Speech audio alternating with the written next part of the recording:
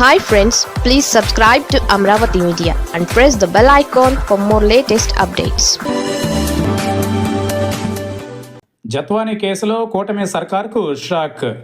Mumbai junior artist Kadambari Jethwani కేసులో కీలక పరిణామాలు చోటు చేసుకున్నాయి. ఈ కేసులో సిఐడి దాఖలు చేసిన ఛార్జ్ షీట్లో సంచలన విషయాలు బయటకు వచ్చాయి. ఆమెను పెద్ద బ్లాక్ మెయిలర్గా పేర్కొన్న సిఐడి బెదిరింపుల ద్వారా భారీ మొత్తంలో డబ్బులు వసూలు చేసినట్లు తేల్చేసింది. కుక్కల విద్యాసాగర్ నుంచి బ్లాక్ మెయిల్ ద్వారా డబ్బులు తీసుకున్నట్లు దర్యాప్తులో గుర్తించింది. సుమారు 1.31 కోట్లు బ్లాక్ మెయిల్ చేసి వసూలు చేసిందని, ఇందుకు సంబంధించిన బ్యాంకు లావాదేవీలను సాంకేతిక ఆధారాలతో పరిశీలించినట్లు అధికారులు తెలిపారు. అయితే ఈ మొత్తం వ్యవహారంలో జత్వానీ కుటుంబ సభ్యుల పాత్ర లేదని సిఐడి ఛార్జ్ షీట్లో పేర్కొన్నట్లు తెలుస్తోంది. గతంలో జత్వానీని వేధించారంటూ కూటమి నేతలు తీవ్ర ఆరోపణలు చేసిన విషయం తెలిసిందే.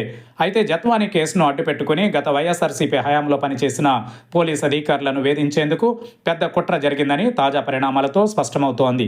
జత్వానీని ఏపీకి తీసుకొచ్చి అధికారులపై తప్పుడు కేసులు పెట్టించారని, ఆమెకు అనుకూలంగా ఎల్లో మీడియా ప్రచారం చేసిందని విమర్శలు ఆ సమయంలో వెల్లువెత్తాయి. అంతేకాదు ఐపీఎస్ అధికారులపై కూటమి అధికారంలోకి వచ్చాక తీసుకున్న చర్యలను కూడా రాజకీయ కక్ష సాధింపుగా అభివర్ణించారు. సిఐడి ఛార్జ్ షీట్ నేపథ్యంలో కుక్కల విద్యాసాగర్కు నోటీసులు జారీ చేసినట్లు సమాచారం. కేసు దర్యాప్తులో భాగంగా పలు కీలక అంశాలపై అధికారులు విచారణ కొనసాగిస్తున్నారు.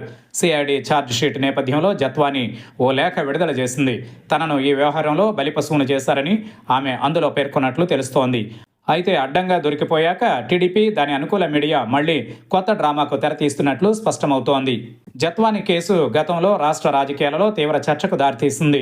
అప్పట్లో టీడీపీ మంత్రులు, ఎమ్మెల్యేలు జత్వానీకి మద్దతుగా నిలవడం రాజకీయ వర్గాలలో చర్చనీయాంశమైంది.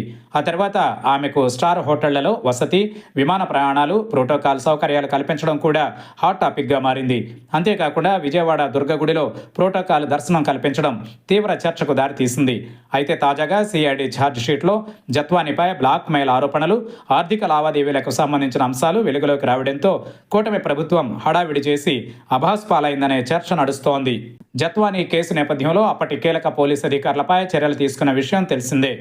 డీజీపీ స్థాయి అధికారి పిఎస్ఆర్ ఆంజనేయులు, విజయవాడ మాజీ CP Kranthi Rana Tata, DCP Vishal Gunni, ACP హనుమంతరావులపై కేసులు నమోదు చేసి సస్పెండ్ చేశారు. తాజాగా సిఐడి ఛార్జ్ షీట్లో పేర్కొన్న అంశాలతో ఈ కేసు మరోసారి రాజకీయ, న్యాయ వర్గాలలో చర్చనీయాంశంగా మారింది.